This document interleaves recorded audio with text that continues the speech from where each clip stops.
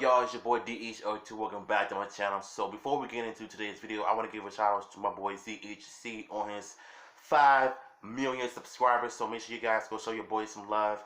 And shout out to you, ZHC, for appreciating my art video when I see you the video on your DMs. So I appreciate that, brother. And if you guys are new to this channel, don't forget to subscribe to my channel. And please follow me on Instagram. I will put those in the description box so you guys can check it out.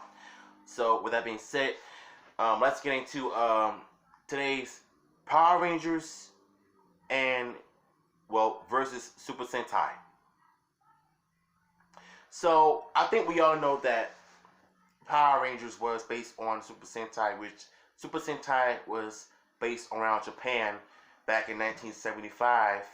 When Toei created 5 superheroes Hispanics called Gold Ranger, and ever since that season started, it began with different incarnations after Gold Ranger from 1975 to Turbo Ranger from 75 to 89, and when the 90s came, it started with 5-Man.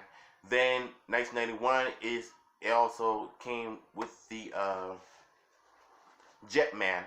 And now, in 1992, that's when Saban pitched an idea of having this dinosaur thing. No, actually, Toei actually created a dinosaur thing based around, well, a Sentai team based on around the dinosaurs, which was very clever and a genius mind.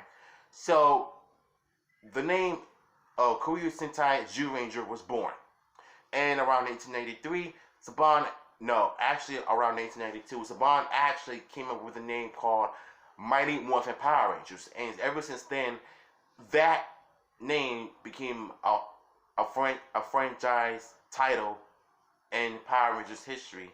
So today we're going to compare Super Sentai versus Power Rangers. See which one fits better. So with that being said, let's get into comparisons. Which one fits better? So, with that being said, let's get into comparisons. So, as you guys know, Zyuranger was first in 1992. It had a deep story. It had a lot of dark moments. And plus, it was really violent when it came to the fight scenes. So, it was pretty accurate, to say the least. What I don't like about Zyuranger is too many kid plots. Each and every episode from early on were focused more on the kids rather than the Rangers themselves. And that's what the problems I have with kid shows these days. I get that the show is targeted towards kids, but sometimes you need to focus on the Rangers and the adult actors rather than the kids themselves. The kids don't need to be taking over every single episode on any other TV show just because it's called a kids show. I get it. It's targeted towards children, but you don't need to overdo it most of the time. So, Zyuranger had a lot of great moments, but one of my favorite episodes from it is all about Geki. When Geki was trying to figure... Well, it all started... Well, I think the episode started basically when this man, who was a normal man at first, then he transformed into a Doris Spanx. When he challenges the kid to answer multiple questions, if he gets one right, he's fine. But if he gets them wrong, he not only turns into Doris Spanx, but he traps them into trees. Then, Boyd actually sees the kid flying somewhere, and then he ends up being trapped in the tree as well. So Dan ends up being trapped also. So now it was basically up to Geki, Goshi, and May to fight the Door Expanse. So once he does all of that, in the first part and the second part of Geki was basically having some weird dream that he's failed his friends, the mission, including Daijujin, who was a god, by the way.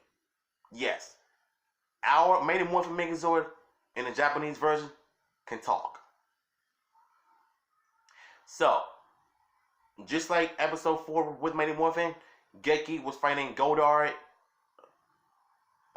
Griffin, and and Sphinx all alone until he gets to the point where there was no hope. So his friends come to his rescue, and they were able to form the Megazord, and they ended up destroying King Sphinx. So let's go to Mighty Morphin. So we all know that Mighty Morphin started off with Teenagers with Attitude with the original 5. Two astronauts going to Moon, which is not the Moon, which is Mars, open the space dumpsters, freeing Rita and Godar and them. So they cause an earthquake. Zonon contacts 5 teenagers with attitude. They become the Power Rangers. They fight Godar, but Godar ends up running away when Jason summons the Power Sword. But what did they do in episode 4? Jason is trying to press the record for bench press. 1,010. There's no way in the world that, he's gonna end up, or we're gonna end up bench pressing 1,010 times for the world record. Like, there's no way in the world us human beings can do that. But if you're a Power Ranger, you have powers, you can do it. So it really creates a monster that can separate Jason from his friends, so Jason can fight King Sphinx one-on-one to see if he has what it takes to be man enough to fight on his own. And so he was. So Rita makes Godar and Sphinx grow. Zonon zaps this energy into Jason's source, and the whole Aquari Mountain erupts. Jason sees the power crystal up in the mountain. He gets the crystal, and he frees his friends from the crystal. I said crystal so many times. So he summons the Zords. They all get into the Zords.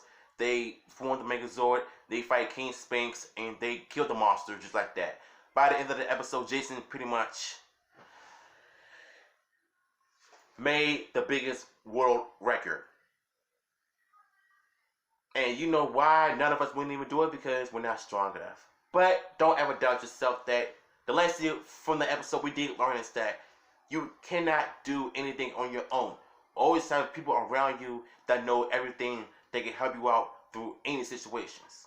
So in Jason's case, since he's the coolest Red Ranger of all time, the best Red Ranger of all time in my opinion, since he was the one that was able to fight Godar and Sphinx by himself, he has it in the bag.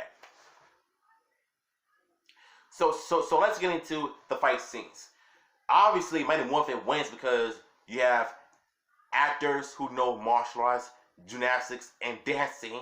It all fits well in Mighty Morphin.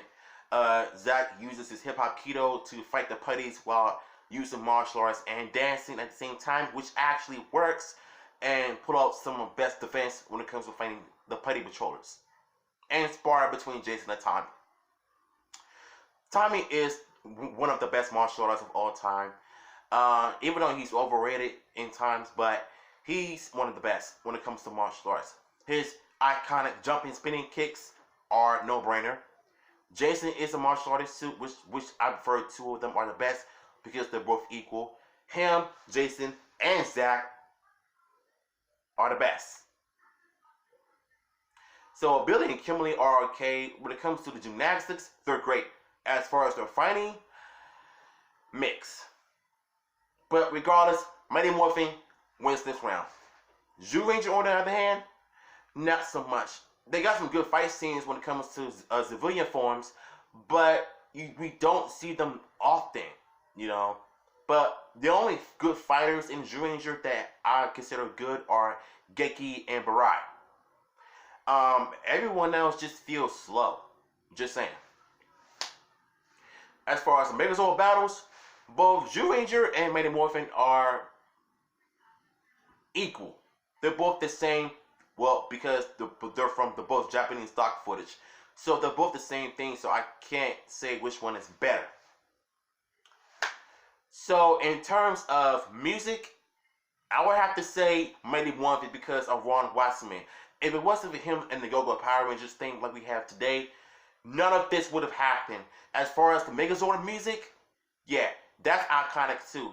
And the soundtrack of the Mighty Morphin series, Fight, Compact, Fight for 541. It's iconic. Oh, and we need the hero. So that right there is by far one of the best soundtracks when it comes to many more of the Power Rangers. And as far as Zyuranger, they got some pretty good soundtracks too, but those were just like sad, soft music in the background. So I would have to give it to Mighty Morphin because they won this one as well. So I think that would be it for Sentai and Power Rangers comparison or versus, but which ones wins. So yeah, tune in next time for Zyuranger versus Mighty Morphin Power Rangers Season 2. And until then, this is DHR2. Love y'all.